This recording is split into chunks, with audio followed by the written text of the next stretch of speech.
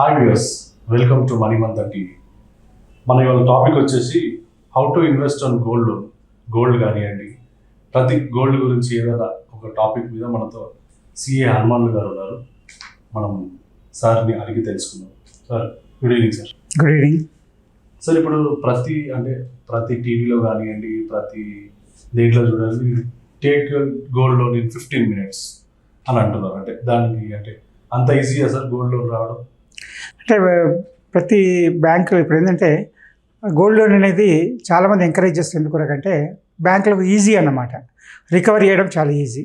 వాళ్ళకు ఇంచుమించు కొన్ని బ్యాంకులు 80%, కొన్ని ప్రైవేట్ బ్యాంకులు అయితే 90% లోన్ ఇస్తున్నాయి వాల్యూ పైన. సపోజ్ ఒక వాల్యూ గోల్డ్ వాల్యూ మనం పెట్టిన వస్తువు విలువ 50,000 ఉందనుకోండి, పబ్లిక్ సెక్టర్ బ్యాంకులు అయితే 40,000 లోన్స్ ఇస్తాయి, ప్రైవేట్ బ్యాంకులు అయితే 45,000 లోన్స్ ఇస్తున్నాయి. దానివల్ల ఏంటంటే బ్యాంక్ కూడా ఒకవేళ వాళ్ళు లోన్ ఇన్స్టాల్మెంట్ కట్టకపోయినా కానీ వాళ్ళు ఈజీగా గోల్డ్ అమ్మేసుకొని రికవరీ చేసుకోవచ్చు లోన్. అది వాళ్ళ పాలసీ అంటే. కాబట్టి ఇంకోటి రోజు రోజుకు ధర పెరుగుతుంది కాబట్టి బ్యాంకులకు కూడా రిస్క్ లేదు. కాబట్టి గోల్డ్ లోన్ ఇవ్వడానికి చాలా తొందరగా ముందుకు వస్తాడు బ్యాంక్ లోన్ ఇవ్వడానికి. మాత్రం రిస్క్ తక్కువ ఉంది, ప్లస్ రికవరీ ప్రాబ్లం లేదు, ప్లస్ ఇంట్రెస్ట్ ఎట్లాగో వస్తుంటుంది. కాబట్టి అది వాళ్ళ ఉద్దేశం అనమాట. ఇప్పుడు నార్మల్గా సార్ లోన్ అంటేనేమో మనం అప్లై చేసుకుంటాం, అవును, వారం రోజులలో వస్తుంది లేదా 10 రోజులలో వస్తుంది. ఇప్పుడు గోల్డ్ మనం పెట్టగానే స్పాట్ మనీ వస్తుంది సార్? ఇమీడియట్గా అయితే ఈ బ్యాంకులన్నీ కూడా ఇమీడియట్గా 15-20 నిమిషాల్లో కూడా లోన్స్ ఇచ్చేస్తే వాళ్ళు వాల్యుయేషన్ చేసుకుంటారు, క్వాలిటీ టెస్ట్ చేస్తారనమాట. అది అంటే ఇది దాంట్లో పర్సంటేజ్ ఉంటుంది, గోల్డ్ పర్సంటేజ్ ఎంత ఉందో దాని మీదకి వెళ్ళి వాల్యూ చేస్తున్నారు. అంటే కొన్ని ఆర్నమెంట్స్లు 70%, కొన్ని ఆర్నమెంట్స్ 75%, కొన్ని ఆర్నమెంట్స్ 80% ఉంటుంది, కొన్ని ఆర్నమెంట్స్ 85% కూడా ఉంటుంది, 90% ఉంటుంది. దాని ప్రకారం వాల్యుయేషన్ చేసి ఆ వాల్యూ ప్రకారం మనకు గోల్డ్ ఇస్తారు అనమాట. సపోజ్ ఇప్పుడు మనం ఒక ఆర్నమెంట్ తీసుకెళ్ళి 30 గ్రాములు అనుకోండి, దాని మార్కెట్ విలువ 1,80,000. కానీ దాంట్లో గోల్డ్ కంటెంట్ ఒక 70-80% ఉందనుకోండి, అంటే 1,80,000 80%, అంటే 1,44,000 తీసుకొని దాని మీద లోన్ ఎంత వస్తుందో దాని మీద లోన్ ఇస్తారు అనమాట వాళ్ళు. సార్, ఇప్పుడు నార్మల్గా ఇప్పుడు బంగారం రేట్ అనేది పెరుగుతుంది, తగ్గుతూ ఉంటుంది. అవును, చాలా మందికి ఇప్పుడు అనుకుంటారు కదా సార్, బంగారం కొంటే బెస్టా, ల్యాండ్ కొంటే బెస్టా, ఇట్లా ఉంటారు. సో దానికి ఎక్స్ప్లెనేషన్ ఎట్లా సార్? సాధ్యమైనంత వరకు బంగారం అడ్వాంటేజ్ ఏంటంటే, మీరు ఒక ప్లాట్ కొనాలనుకోండి, సపోజ్ 20 లక్షలు, 25 లక్షలు, 50 లక్షలు, ₹1,00,00,000, ఆ ఏరియా ప్రకారం మీరు ₹1,00,00,000 జమ చేస్తే కానీ కొనలేరు. అది అంటే ఒకేసారి మీకు అంత డబ్బు ఉండకపోవచ్చు ఒకేసారి. అదే మీరు బంగారం అనుకోండి, 10 గ్రాములు కొనుక్కోవచ్చు, 5 గ్రాములు కూడా కొనుక్కోవచ్చు. కొన్ని మనం చిన్న చిన్న మొత్తాల్లో కూడా కొనే అవకాశం ఉంది. కాబట్టి ఒక లెవెల్ వచ్చిన తర్వాత ఒక 100 గ్రాములు అంటే సుమారుగా ఒక 5-6 లక్షలు కనుక, లేకపోతే కొంచెం ఎక్కువ వాల్యూ ఉంటుంది, అప్పుడు అది అమ్మేసి మీరు ప్లాట్ కొనగా కానీ ఇలాంటి కానీ చేసే అవకాశం ఉంటుంది. అంటే పీస్ఫుల్ ఇన్వెస్ట్మెంట్ అవకాశం ఉంది గోల్డ్ లోపల, ఈ ల్యాండ్స్ లోపల కానీ లేదు. అదే మాదిరి ఇంకోటి ఏంటంటే, మనకు ఎనీ టైం అమ్మాలంటే ప్లాట్ కానీ మనం అనుకున్న ధర రాకపోవచ్చు, ల్యాండ్ కానీ ఏదైనా కానీ బంగారం మాత్రం మార్కెట్ రేట్లు తెలుస్తుంది. కాబట్టి కొంచెం ఒక 1% అటు ఇటు మన మార్కెట్లో అమ్మే అవకాశం ఉంటుంది. అంటే ఏదైనా కానీ మన పెట్టుబడి దేనికైనా ఏదైనా వస్తువు కొనే ముందు ఏం ఆలోచిస్తామంటే, మనకు ఇన్వెస్ట్మెంట్ సేఫ్టీ ఉండాలి, అంటే ధర తగ్గకూడదు, నష్టం జరగకూడదు. సెకండ్ అంటే దాని ఆదాయం రావాలి. థర్డ్ ఏంటంటే ఎనీ టైం అమ్ముకోవడానికి, ఎనీ టైం లిక్విడేట్ చేసుకునే అవకాశం ఉండాలి. ఈ బంగారంలో ఈ 3 లక్షణాలు ఉన్నాయి. అంటే మన పెట్టుబడికి నష్టం జరిగే అవకాశం లేదు, మనం జాగ్రత్తగా కాపాడుకుంటే. అయితే దొంగతనం అయితే తప్ప నష్టం జరిగే అవకాశం లేదు.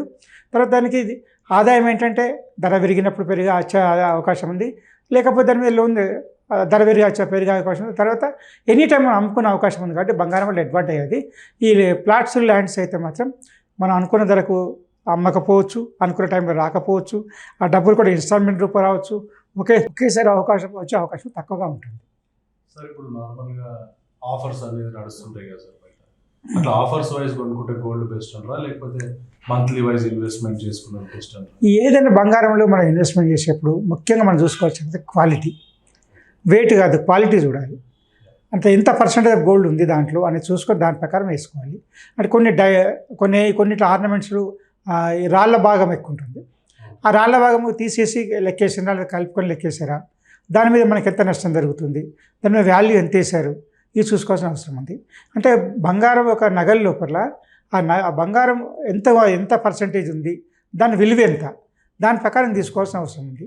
అంతేగాని మనం ఏదో వాళ్ళు చెప్పారు కదా, ఆఫర్ ఇచ్చారు కదా అని చెప్పని కాకుండా, ఇంకోటి అందులో కేడిఎం అంటారు, పర్సంటేజ్ ఆఫ్ గోల్డ్ తక్కువ ఉంటాయి కొన్నిట్లో, కానీ వాళ్ళు వేసే రేట్ మాత్రం ఎక్కువ ఉండే అవకాశం ఉంటుంది. ఇలాంటి జాగ్రత్త చూసుకోవాల్సిన అవసరం ఉంది. ఎందుకంటే నిజమైన బంగారము ఆ యొక్క ఆభరణంలో ఎంత ఉంది. అదే మీరు బిస్కెట్స్ కానీ ఏది కాయిన్స్ కానీ తీసుకుంటే మాత్రం పర్సంటేజ్ ఎక్కువ ఉంటుంది, దాంట్లో నష్టం జరిగే అవకాశం తక్కువగా ఉంటుంది. అంటే ఇప్పుడు మీరు చూడండి, ఎక్కడికైనా బంగారం షాప్కి వెళ్ళి బిస్కెట్స్ కానీ కాయిన్స్ కానీ తీసుకుంటే ఆ డిస్కౌంట్ ఇవ్వడు, ఓన్లీ ఆర్నమెంట్స్ మీద డిస్కౌంట్ ఇస్తారు. ఎందుకంటే వాళ్ళకు ఆర్నమెంట్స్ మీద నాన్ గోల్డ్ ఐటమ్స్ ఏవైతుంటాయో వాటి మీద బెనిఫిట్ వచ్చే అవకాశం ఉంటుంది, తరుగుదల వేసి ఛార్జ్ చేసే అవకాశం ఉంటుంది, తర్వాత మేకింగ్ ఛార్జెస్ కూడా వేసే అవకాశం ఉంటుంది. ఇవి 3 కలుస్తాయి కాబట్టి దాని మీద కొంచెం మనం వాల్యూ ఎస్టిమేట్ చేయలేము. కానీ బిస్కెట్ కానీ కాయిన్స్ కానీ అయితే మనం ఎస్టిమేట్ చేసి తీసుకునే అవకాశం దాని మీద, అందుకే వాటి మీద ఆఫర్ ఇవ్వరు ఏ బంగారం దుకాణం పైన.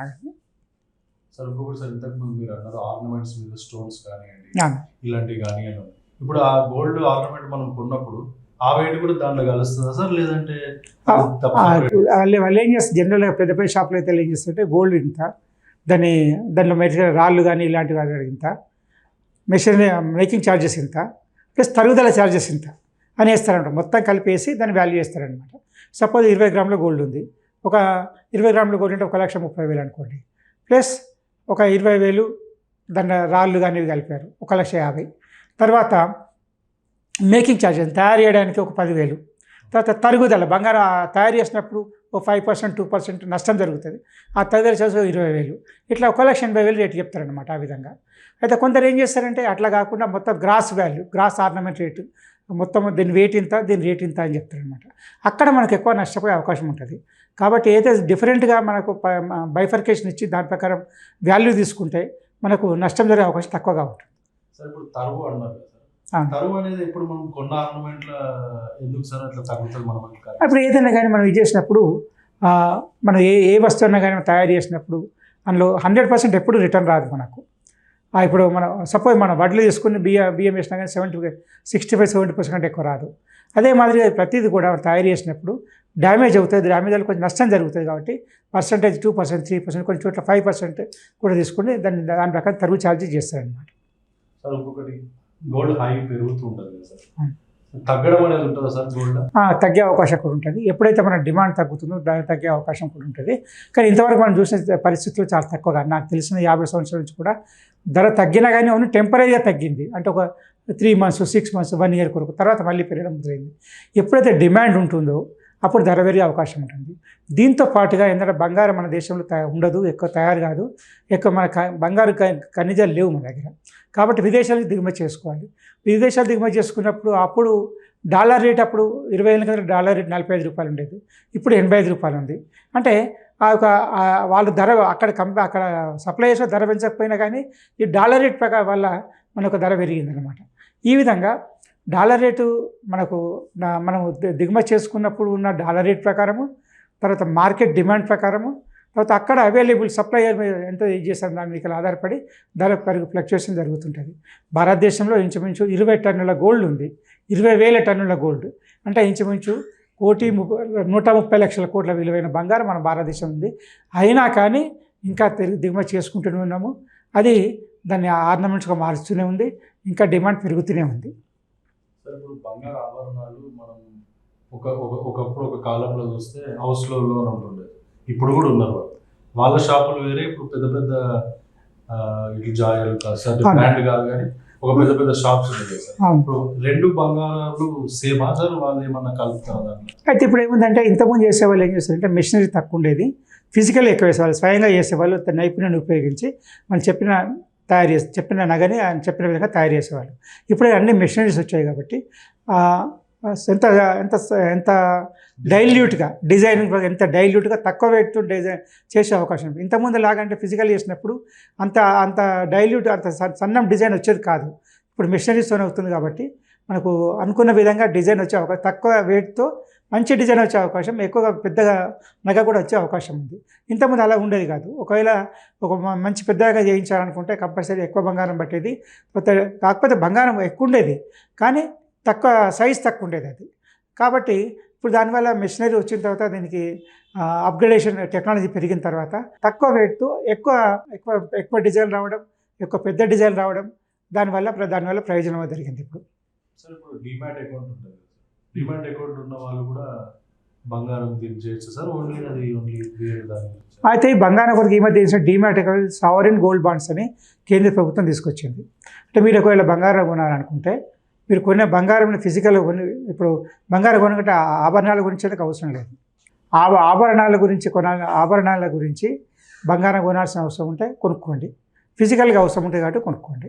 అలా కాకుండా మీరు మా బిస్కెట్స్లో కానీ కాయిన్స్లో కానీ అట్లా పెట్టుబడి పెట్టి ఉంచాలనుకుంటే మాత్రం మీరు అలాంటి వాటికి పెట్టుకోకుండా మీరు బ్యాంకులో సావరిన్ గోల్డ్ బాండ్స్ తీసుకొని, ఆ ప్రభుత్వం ఇచ్చే ఆ బాండ్స్ తీసుకొని దానికి ఇవాళ ఏ రేట్ ఉందో ఆ రేట్ ప్రకారం ప్రభుత్వం తీసుకొని మన సర్టిఫికేట్ ఇస్తుంది.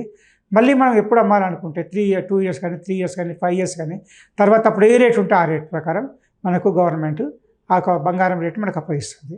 ఈ మధ్య పీరియడ్లో మనం ఉంచినందుకు సంవత్సరానికి 2% ఇట్లా ఇంట్రెస్ట్ మనం డిపాజిట్ చేసినందుకు ఇవ్వడం జరుగుతుంది.